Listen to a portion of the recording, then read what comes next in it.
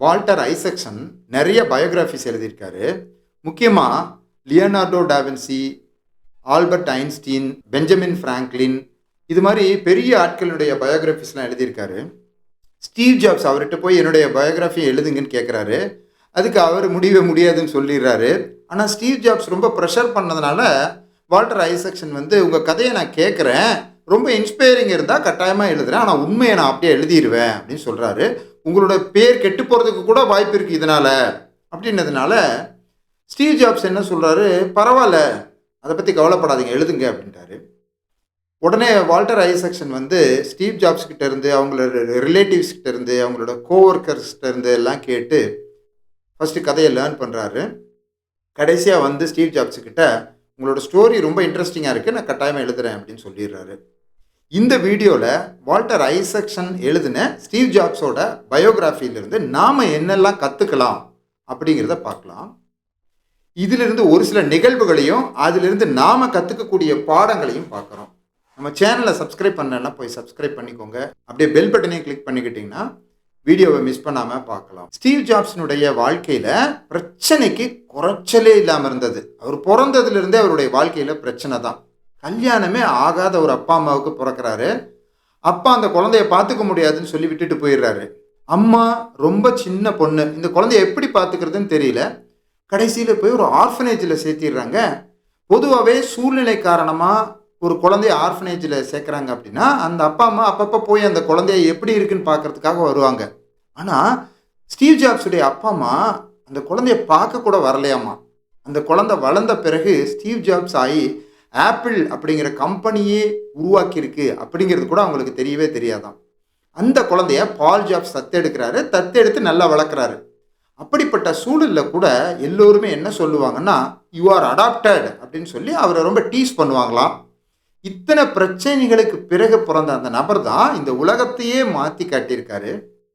பொதுவாக நம்ம என்ன சொல்லுவோம், என் வாழ்க்கையில் மட்டும் இப்படி நடக்கலை அப்படின்னா, நான் மட்டும் இப்படி இருந்திருந்தேன் அப்படின்னா எவ்வளோ பெரிய ஆளாக இருப்பேன் அப்படின்னு சொல்லியிருப்போம். நிறைய காரணங்களை சொல்லுவோம். உங்களுடைய விதியை நீங்கள் நேசிக்கணும். விதின்னு அவங்க எதை சொல்கிறாங்கன்னா, நம்மளுடைய கண்ட்ரோலில் இல்லாத நம்ம கையை மீறின பல விஷயங்களை தான் நம்ம விதியை எடுத்துக்கணும். அதை அப்படியே நேசித்து அதிலிருந்து எப்படி முன்னேறணும்னு பார்க்கணுமே தவிர அதை பற்றி ரொம்ப குறை சொல்லிக்கிட்டு பின்தங்கியே இருக்கக்கூடாது அப்படின்னு சொல்கிறாங்க. இதை தான் நம்ம ஸ்டீவ் ஜாப்ஸ் கிட்டேருந்து கற்றுக்கக்கூடிய முதல் பாடம். அவர் கொஞ்சம் கொஞ்சமாக வளர்கிறாரு, ஒரு சின்ன பையனாக இருக்கார். அப்போ அவங்க அப்பா கூட ஒரு நாள் ஒரு தோட்டத்தினுடைய வேலியை அடைச்சிக்கிட்டு இருக்காரு. அந்த வேலியை அடைக்கும்போது அவங்க அப்பா ஒன்று செஞ்சுக்கிட்டு இருக்காரு. அதை ஸ்டீவ் ஜாப்ஸ் பார்க்குறாரு. அவங்க அப்பா அந்த தோட்டத்தினுடைய வேலியில் போடக்கூடிய முடிச்சுகளை எல்லாம் ரொம்ப அழகாக ஒரு ஃப்ளவர் மாதிரி பொறுமையாக போட்டுக்கிட்டு இருக்காரு. ஸ்டீவ் ஜாப்ஸ் கேட்குறாரு, இந்த முடிச்சியை வெளியிலிருந்து யாராலையுமே பார்க்க முடியாது, உள்ளேருந்து நாம் பார்க்கணுன்னா கூட ரொம்ப கூர்ந்து பக்கத்தில் போய் பார்த்தா தான் தெரியும், அப்புறம் எதுக்கு இந்த முடிச்சை இவ்வளோ அழகாக போட்டுக்கிட்டு இருக்கீங்க, உங்கள் நேரத்தை ஏன் வீணடிக்கிறீங்க அப்படின்னு கேட்குறாரு. அதுக்கு ஸ்டீவ் ஜாப்ஸினுடைய அப்பா என்ன சொல்கிறாருன்னா, நான் இங்கே என்ன பண்ணிக்கிட்டு இருக்கேன், வேலியை அடைச்சிட்டு இருக்கேன்னு நினச்சிட்டு இருக்கியா, ஒரு கலை படைப்பை உருவாக்கிக்கிட்டு இருக்கேன். கலை படைப்பை எப்போவுமே அடுத்தவங்க பார்க்கணுங்கிறதுக்காக செய்யக்கூடாது, நம்மளுடைய சாட்டிஸ்ஃபேக்ஷனுக்காக செய்யணும் அப்படின்னு சொல்கிறாரு. நாம் செய்யக்கூடிய எந்த வேலையும் பெஸ்ட்டாக செய்யணும் அப்படிங்கிறதையும் சொல்கிறாரு. அது ஸ்டீவ் ஜாப்ஸை ரொம்ப பாதிக்குது. அவர் செய்கிற எல்லா வேலையிலுமே அவர் அப்படி தான் நடந்துக்கிட்டார். ஃப்யூச்சரில் அவருடைய எலக்ட்ரானிக் டிவைஸில் இருக்கக்கூடிய காம்பனன்ட்ஸ் எல்லாத்தையும் ரொம்ப அழகாக அரேஞ்ச் பண்ணணும் அப்படிங்கிறதுல ரொம்ப கான்சியஸாக இருந்தாராம். ஒரு தடவை அவர் பண்ணக்கூடிய ஒரு கம்ப்யூட்டரில் உள்ளே ஒரு சால்டரிங் லைன் ஒன்று வருது. அந்த லைன் வரவே கூடாது அப்படின்னு ஒத்த காலில் இருக்கார். இது வரக்கூடாது அப்படின்னா ஒரு பெரிய பெரிய மோல்டை செய்யணும். அதை செஞ்சுட்டா அந்த கம்ப்யூட்டரோட விலை டபுள் மடங்காக மாறிடும். ஒரே ஒரு சால்டரிங் வெல்ட் லைன், அதை மறைக்கிறதுக்கு, அதை யாருமே பார்க்க முடியாது, அதை மறைக்கிறதுக்காக அந்த கம்ப்யூட்டரோட விலை டபுள் ஆகுது அப்படின்னு சொல்கிறாரு. இதை கேட்டால் ஸ்டீவ் ஜாப்ஸ் ஒரு பைத்தியக்காரன் தான் எல்லாரும் சொல்கிறாங்க. ஆனால் ஸ்டீவ் என்ன சொல்கிறாருன்னா, நான் பல பொருட்களை வியாபாரம் பண்ணுறதுக்காக பிறக்கல, ஒரு புதுமையான பொருளை, இந்த உலகமே பார்க்காத ஒரு பொருளை ஒன்றே ஒன்று செஞ்சாவது அவங்களுக்கு காட்டணுங்கிறதுக்காக தான் நான் வேலை பார்த்துக்கிட்டு இருக்கேன் அப்படின்னு சொல்கிறாரு. நான் ஒரு ஆர்டிஸ்ட் அப்படின்னு சொல்கிறாரு. சின்ன வயசில் அவங்க அப்பா கிட்ட இருந்து கிராஸ் பண்ணது, வளர்ப்பு அப்பா கிட்ட இருந்து. இதுதான் அவர் ஆப்பிளை உருவாக்குனதுக்குரிய ஒரு மிகப்பெரிய ரகசியம். நாம் பண்ணக்கூடிய வேலையில் நம்மளால் எவ்வளோ பெஸ்ட்டாக பண்ண முடியுமோ, எவ்வளோ ஆர்டிஸ்டிக்காக பண்ண முடியுமோ அவ்வளோ அழகாக அதை பண்ணணும். ஸ்டீவ் ஜாப்ஸ் கொஞ்சம் கொஞ்சமாக வளர்றாரு. ஒரு டீனேஜ் பையனாக இருக்காரு. அவருடைய ஃப்ரெண்டான ஸ்டீவ் வைஸ்னர் கூட சேர்ந்துக்கிட்டு ஒரு ரிமோட் கண்ட்ரோலை பண்ணணும் விளையாட்டா அப்படின்னு நினைக்கிறாரு. அந்த ரிமோட்டை பண்ணிக்கிட்டே இருக்கும்போது அதில் ஒரு டிரான்சிஸ்டர் ஒன்று தேவைப்படுது. ஆனால் அந்த டிரான்சிஸ்டர் அவர்கிட்ட கிடையாது. என்ன பண்ண முடியும்? சின்ன பசங்க டிரான்சிஸ்டர்லாம் வெளியே போய் வாங்க முடியாது. அந்த அளவுக்கு அவங்ககிட்ட காசு கிடையாது. ஸ்டீவ் ஜாப்ஸ் டக்குன்னு ஃபோன் எடுத்து ஹெச்பி கம்ப்யூட்டர்ஸ்க்கே கால் பண்ணிட்டார். ஹெச்பி கம்ப்யூட்டர்ஸ்க்கு கால் பண்ணி, நான் ஸ்டீவ் ஜாப்ஸ் பேசுகிறேன், ஒரு ரிமோட் செஞ்சு விளையாடிக்கிட்டு இருக்கேன், அதுக்கு ஒரு டிரான்சிஸ்டர் தேவைப்படுது, நீங்கள் தருவீங்களா அப்படின்னு கேட்குறாரு. அவங்க சிரிச்சுக்கிட்டே அந்த டிரான்சிஸ்டரை ஸ்டீவ் ஜாப்ஸுக்கு அனுப்பி வைக்கிறாங்க. அந்த டிரான்சிஸ்டரை வச்சு அவர் ரிமோட் செய்கிறாரு. அதுதான் அவருக்கு எலக்ட்ரானிக்ஸ் மேலே இருக்கக்கூடிய ஒரு பெரிய ஆர்வத்தையே தூண்டி இருக்கு. இதிலிருந்து கற்றுக்க வேண்டிய முக்கியமான பாடம் என்னன்னா, ஸ்டீவ் ஜாப்ஸே அடிக்கடி சொல்லக்கூடிய பாடம் இது. நீங்கள் ஸ்டீவ் ஜாப்ஸ் கிட்ட இருந்து ஒரே ஒரு பாடம் தான் கற்றுக்குவேன் அப்படின்னு ஒத்த காலில் நின்றுட்டு இருந்தீங்கன்னா இந்த பாடத்தை கற்றுக்கோங்க. அது என்னன்னா, உங்களுக்கு எப்பெல்லாம் உதவி தேவைப்படுதோ அப்போ உதவி கேட்கக்கூடிய மனப்பான்மையை ஏற்படுத்திக்கோங்க. நீங்கள் உதவி கேட்கறது மூலியமா மட்டுமே இந்த உலகத்தையே மாற்ற முடியும்னு ஸ்டீவ் ஜாப்ஸ் அடிக்கடி சொல்லுவாராம். இதுதான் 3வது பாடம். ஸ்டீவ் ஜாப்ஸ் இன்னும் கொஞ்சம் வளர்றாரு. அவருக்கு எலக்ட்ரானிக்ஸ் மேலே இருக்கக்கூடிய காதல் இன்னும் அதிகரிக்குது. ஒரு கம்ப்யூட்டர் கம்பெனியை உருவாக்கிடலாம் அப்படின்னு நினைக்கிறாரு. அவருடைய ஃப்ரெண்டோடு சேர்ந்துக்கிட்டு அவருடைய கராஜை சுத்தம் பண்ணி அதுலேயே கம்ப்யூட்டர் டிசைன் பண்ண ஆரம்பிக்கிறாங்க. அங்கே உருவானது தான் ஆப்பிள் கம்ப்யூட்டர்ஸ். இதிலிருந்து நாம் கற்றுக்க வேண்டிய முக்கியமான பாடம் என்னென்னா, நாம் வாழ்க்கையில் என்ன பெரிய கோல் வேணால் வச்சுருக்கலாம், எதை வேணால் சாதிக்கணும்னு நினச்சிக்கிட்டு இருக்கலாம். ஆனால் அதை சாதிக்கிறதுக்கு முதல் படி நீங்கள் தூங்க வேண்டிய இடம் என்னங்கிறது. நீங்கள் இப்போ இருக்கக்கூடிய இடம்தான் அது. நீங்கள் இப்போ எங்கே இருக்கீங்க, உங்ககிட்ட என்ன ரிசோர்ஸ் இருக்குது, அதை வச்சு ஸ்டார்ட் பண்ணால் மட்டும்தான் உங்கள் இலக்கை நீங்கள் அடைய முடியும். அதுக்கு பதிலாக இதெல்லாம் எனக்கு கிடைக்கட்டும், அதுக்கு பிறகு நான் ஸ்டார்ட் பண்ணுறேன் அப்படின்னு நினச்சிங்கன்னா சாதனைக்கு ரொம்ப நாட்கள் ஆகும், அல்லது சாதிக்கவே முடியாமல் கூட போகலாம். ஜஸ்ட் ஒரு புக்கை படிக்கலாம், அல்லது கூகுளில் போய் ஏதாவது ஒரு விஷயத்தை தேடலாம், அல்லது ஏதாவது ஒரு இன்ஃபர்மேட்டிவ் வீடியோவை பார்க்கலாம். இதோ ஒரு வகை. இதுதான் அவர்கிட்ட இருந்து நம்ம கற்றுக்கக்கூடிய 4வது பாடம். ஸ்டீவ் ஜாப்ஸோட ஆப்பிள் கம்ப்யூட்டர்ஸ் கொஞ்சம் கொஞ்சமாக வளர்ந்து ஒரு நல்ல நிலைமை அடையுது.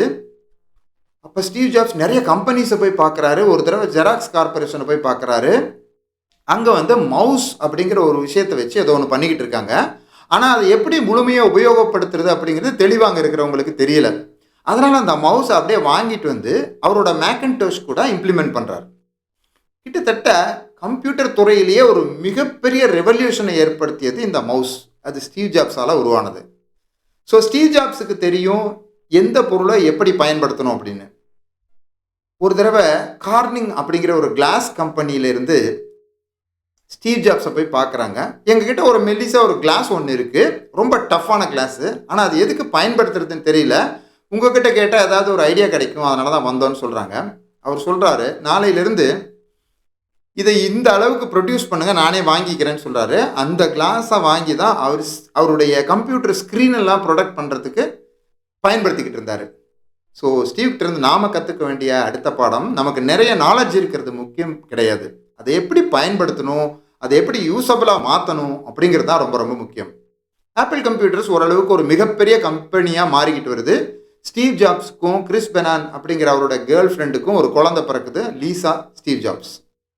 ஸ்டீவ் ஜாப்ஸ்க்கு ஒரே பயம், நமக்கு ஒரு குழந்தை வேற பிறந்துருச்சு, இனிமேல் நான் எப்படி இந்த குழந்தைய காப்பாற்ற போகிறோம், குழந்தை மேலே ரொம்ப அஃபெக்ஷனாக டைம் ஸ்பெண்ட் பண்ணால் நம்மளால் ஆப்பிளை பார்த்துக்க முடியுமா அப்படின்னு ரொம்ப குழப்பம் அடைகிறாரு. கடைசியில் சொல்கிறாரு, இந்த குழந்தை எனக்கே பிறக்கலை அப்படின்னு சொல்லிடுறாரு. கிறிஸ் பெனான் ஸ்டீவ் ஜாப்ஸ் மேலே கேஸ் போடுறாங்க, கோர்ட்டுக்கும் வீட்டுக்கும் அலையிறாங்க. கடைசியில் ஸ்டீவ் ஜாப்ஸோட டிஎன்ஏ டெஸ்ட் எடுத்து ஸ்டீவ் ஜாப்ஸ் தான் அந்த குழந்தைக்கு அப்பா அப்படின்னு ப்ரூவ் ஆகுது. 91% அவருடைய டிஎன்ஏ மேட்ச் ஆகுதுன்னு சொல்கிறாங்க. ஆனால் ஸ்டீவ் ஜாப்ஸ் வெளியே வந்து ப்ரெஸ்ஸில் சொல்கிறாரு, என்னுடைய டிஎன்ஏ அந்த குழந்தையோட டிஎன்ஏவோட 91% மேட்ச் ஆகுது. அப்போ ஸ்டாட்டிஸ்டிக்ஸ் படி பார்த்தா இது அமெரிக்காவில் இருக்கக்கூடிய 20% பீப்புள் இந்த குழந்தைக்கு அப்பாவாக இருக்கலாம் அப்படிங்கிற மாதிரி ஒரு விஷயத்த சொல்கிறார். கொஞ்சம் கேவலமான வார்த்தைகளாக தான் இருந்தது அது. இதை தாண்டி ஒரு தடவை ஸ்டீவ் ஜாப்ஸ் லீசா அப்படின்ற ஒரு கம்ப்யூட்டரை உருவாக்குறாரு. லீசாவினுடைய அம்மா என்ன சொல்கிறாங்கன்னா, அப்பாவுக்கு உன் மேலே ரொம்ப பாசம், அதனால தான் உன் பேரில் கம்ப்யூட்டரை உருவாக்குறாரு அப்படின்னு சொல்கிறாங்க. அந்த குழந்தை ரொம்ப ஆர்வமாக வந்து கேட்குது, என் பேரில் நீங்கள் கம்ப்யூட்டரை உருவாக்குறீங்களா அப்படின்னு கேட்குது. ஸ்டீவ் ஜாப்ஸ், உன் பேரில் நான் எதுக்குமா கம்ப்யூட்டரை உருவாக்குறேன்?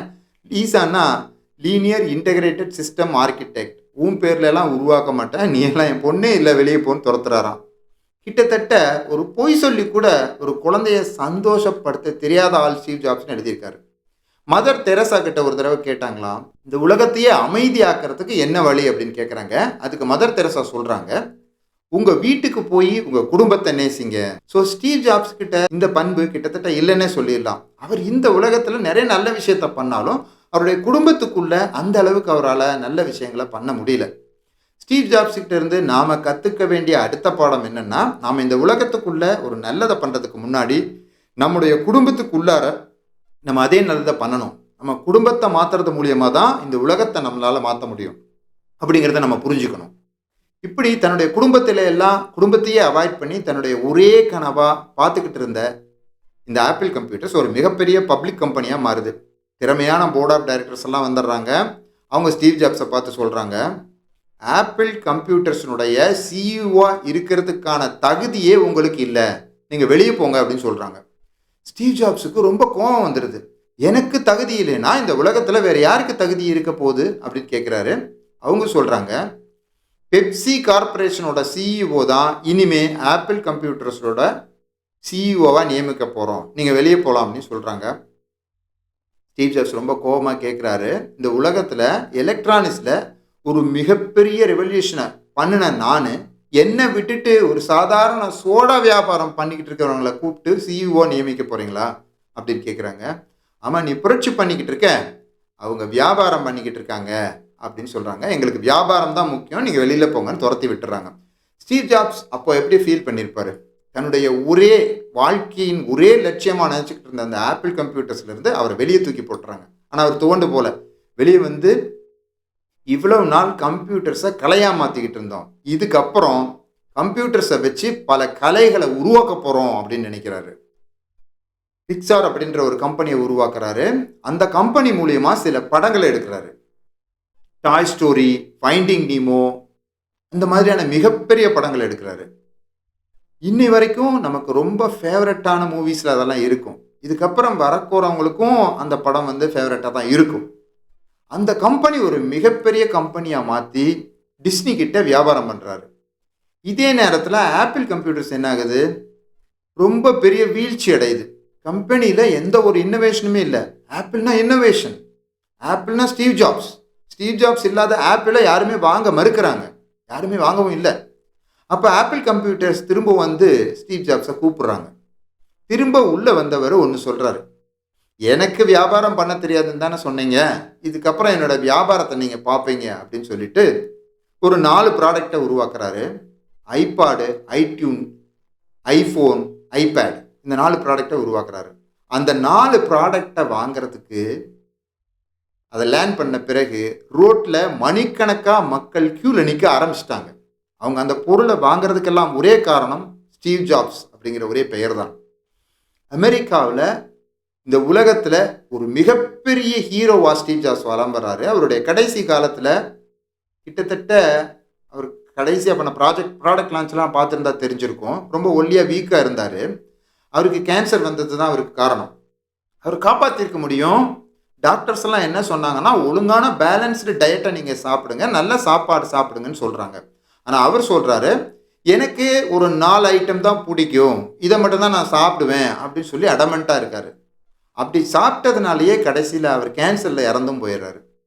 கடைசியாக அவர்கிட்ட இருந்து கற்றுக்க வேண்டிய பாடம் என்னென்னா, நீங்கள் எவ்வளோ பெரிய மாற்றத்தை கொண்டு வந்தாலும், இந்த உலகத்தில் எவ்வளோ பெரிய ஹீரோவானாலும் உங்களுடைய ஹெல்த்துக்கு ஃபஸ்ட்டு ப்ரையாரிட்டி கொடுக்க வேண்டும். உங்கள் ஹெல்த் இருந்தால் மட்டும்தான் நீங்கள் இந்த உலகத்தில் மாற்றங்களையே கொண்டு வர முடியும். இந்த வீடியோவை முடிக்கிறதுக்கு முன்னாடி ஒரு சின்ன விஷயத்தை சொல்ல விரும்புகிறேன். லீசா ஸ்டீவ் ஜாப்ஸ் தன்னுடைய மகள் தான் அப்படின்னு கொஞ்ச நாள் கழித்து ஒத்துக்கிறாரு. அவங்கள நல்லா படிக்க வைக்கிறாங்க. அந்த குழந்தை இன்னைக்கு வளர்ந்து ஒரு மிகப்பெரிய அமெரிக்கன் ரைட்டராக இருக்காங்க. ரொம்ப ஹாப்பியாக தான் இருக்காங்க. இதையும் வால்டர் ஐசக்சன் அந்த புத்தகத்திலே சொல்லியிருக்காரு. ஸ்டீவ் ஜாப்ஸ் மேலே ஒரு தவறான பார்வையை உருவாக்கக்கூடாது என்பதற்காக. இந்த விஷயங்களை தான் இந்த பயோகிராஃபிலிருந்து நம்ம எல்லோரும் கற்றுக்க வேண்டியது. இதில் ஒரு 42 சாப்டர்ஸ் இருக்குது. இது நான் சொன்னது ஒரு சின்ன கதை சுருக்கம் தான். இந்த கதை பிடிச்சிருந்ததுன்னா இதை சப்ஸ்கிரைப் பண்ணுங்கள். நீங்கள் ஒரு ஆசிரியராக இருந்தாலோ ஒரு பேராசிரியராக இருந்தாலோ உங்களுடைய மாணவர்களுக்கு இந்த வீடியோவை ஷேர் பண்ணுங்கள். உங்கள் குழந்தைகள், உங்கள் ரிலேட்டிவ்ஸ், ஃப்ரெண்ட்ஸுக்கும் ஷேர் பண்ணுங்கள். தேங்க்ஸ் ஃபார் வாட்சிங் வாட்ஸ்அப் தமிழா. கீப் வாட்சிங். See you in next video.